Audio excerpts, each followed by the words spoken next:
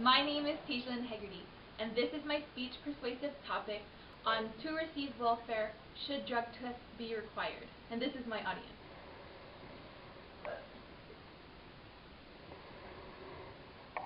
So where is your tax money going? Today I will be talking to you on why I think welfare recipients should be drug tested. Did you guys know that US spent $900 billion on welfare in 2010? More than 20% reported recent drug use in that calendar year. With the use of the previous statistics, we can assume that $180 billion of taxpayers' money will go to the aid and assistance to those welfare recipients, even the ones using drugs. Hawaii's welfare numbers are on the rise since 2009 and is said to increase each year. Today, we're going to be going over the history of welfare, necessity of government assistance, types of welfare, the frustration, the big question overall, clarifications on welfare, and finally I'll end with a conclusion. So in order to make a decision, we'll have to do an overview of welfare, especially the welfare history. So, welfare in the U.S., also known as the federal government welfare programs that have been put into place to assist the unemployed or even the underemployed. This type of help is extended to the poor through a variety of government welfare programs such as Medicaid, the Women and Infants and Children's, which is also known as WIC program, and Aid to Family and Dependent Children, which is the AFDC. The history of welfare in the U.S. started long before the government welfare programs we know today were created. Throughout the 1800s, welfare history continued to help reform the government that dealt with the poor, such as helping the poor move to work rather than continuing to need for assistance. After the Great Depression, many families suffered. So under President Roosevelt, the Social Security Act was enacted in 1935 and amended in 1939. This established a number of programs designed to provide aid to various segments of the population. Unemployment compensation and the AFDC are two of the programs that still exist today. Government agencies were created to oversee the welfare programs. So some agencies that we know are Department of Health and Human Services, which is also known as the HHS, Department of Housing and Urban Development, which is the HUD, Department of Labor, Department of Agriculture, and the Department of Education. Welfare history continued in 1996 with President Bill Clinton, who signed the Personal Responsibility and Work Opportunity Reconciliation Act. Under this act, the federal government gives annual lump sums to the state to use to assist the poor. In turn, the states must adhere to certain criteria to ensure that those receiving aid are being encouraged to move from welfare to work. Though some have criticized the program, many acknowledges that it has been successful.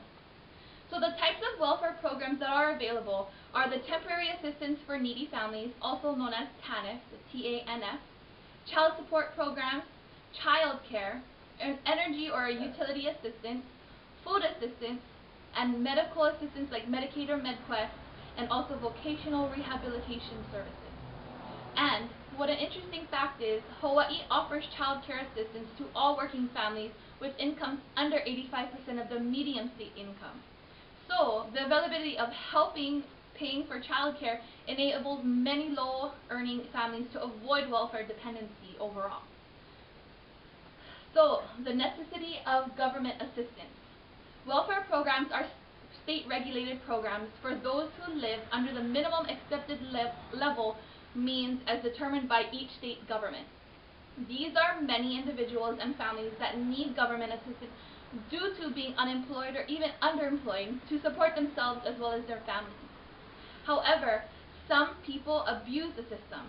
If we throw in the fact that 20% of welfare recipients admitted to using drugs or do drugs while receiving benefits, can only show us so much about these benefits that they're receiving. According to taxfoundation.org, Hawaii in 2007 in the fiscal year spent 13.90% on public welfare alone. Remember, public welfare includes all welfare assistance programs. So how about this? According to the U.S. Department of Health and Human Services on welfare statistics, in the year 2012, which is just last year, the total number of Americans on welfare are 4,300,000 and 46,700,000 are on food stamps. And what about 5,600,000 that are unemployed, that are on unemployment insurance, which is in total 4.1% of the U.S. population on welfare. The total that the government spends on welfare annually, not including food stamps or unemployment, is $131.9 billion alone. So isn't that amazing? We can push out this much of our hard-earned money to fund people in poverty, and yet we can't get a reasonable thought on drug testing these recipients. Doesn't that sound like the right thing to do? We all probably have okay jobs, but still, according to Human Department Services, Hawaii is rated the #1 in the top 10 states, where hourly wages for welfare assistance is $17.50. I certainly do not make that much, let alone I have a family. So now remember, this is just last year's statistics. How much do you think we have increased in this year, 2013 alone? So looking at this picture, we accept food stamps at a liquor store. And it says at the bottom, if you can afford beer, wine, drugs, cigarettes, manicures, and tattoos, you probably don't need food stamps or be on welfare. Liquor stores displaying this kind of acceptance is just puts every mind at unease, because I feel this implies the wrong meaning, or does it? So the big frustration. So many jobs in America require drug testing these days. So why shouldn't government-funded programs as well? Many say it is unsound or too expensive, or that welfare recipients are no more likely to use drugs than the rest of the population.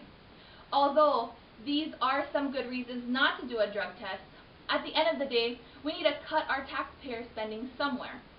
Again, according to taxfoundation.org, 42% of welfare or government assistance program spending are spent. In addition, according to the article from Fred Lucas, while under President Obama's care, $888 billion in a fiscal year in 2010 went to our welfare from our taxpayer money. Let's throw in the fact that 20% of welfare recipients admitted to using drugs, but how many are actually telling the truth on these anonymous surveys? If we take a look at the bar graph from the National Poverty Center, we see that 21% are welfare recipients are using any type of illegal drug. 10% are using illegal drugs not including marijuana. 19% are using drugs other than cocaine or crack. So this actually goes to show that we support these people with our hard-earned money.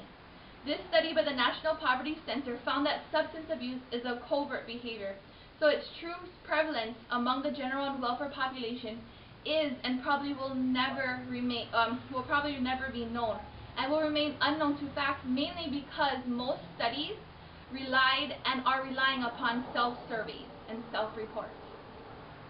So how is it that welfare is going to be increasing in the years to come? With that, we may see a rise in welfare in the oncoming years, according to this bar graph. Take a look at this bar graph. It shows federal welfare spending is predicted to grow almost 80% over the next 10 years. However, if we slow this growth to 60%, we could save about $1 trillion of taxpayers' money. States obviously have an interest in ensuring that taxpayer funds are spent wisely, as well as discouraging drug use. And it is clear that some recipients of federal assistance abuse drugs. A 2002 federal study put the number at 9.6% compared with 6.8% in the general population alone, according to Jones' article in 2012. So what do you guys think? Is it that we want our money going to these needy families, or is it the fact that we do want to help them, but we don't want to be taken advantage of in the long run? So I have an article here from USA Today on the Florida's welfare. So according to US Today, a study pursued to find that Florida welfare drug testing cost the state more than it saved. 96% recipients passed the drug test, so they think it's not necessary to spend the money or to keep drug testing these recipients.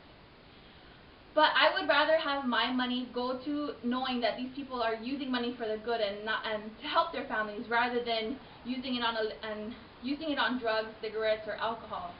I believe that it's very important that welfare recipients receive the benefits from the state, but in return they should do a drug test.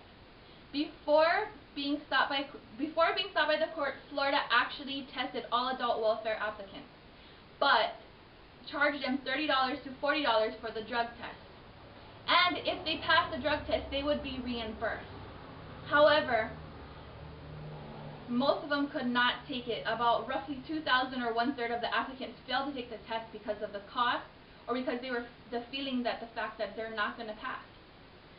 However, it may be a struggle for welfare applicants. I think that my money should be spent knowing that they are being tested and knowing that they're clean. So the big question: should welfare recipients undergo mandatory and random drug tests? I interviewed a woman named Amanda, a volunteer program coordinator for Human Services in Hawaii, and she believes in both the good and the bad of drug testing. Although it may seem like an invasion of privacy, she believes that conducting drug tests, recipients should not be denied or removed from assistance. Rather, they should be put into classes or rehabs to help get them better and help them more. So, and if they do test positive, she believes that they should actually they should actually reduce the funds that they receive, or just educate them more as well.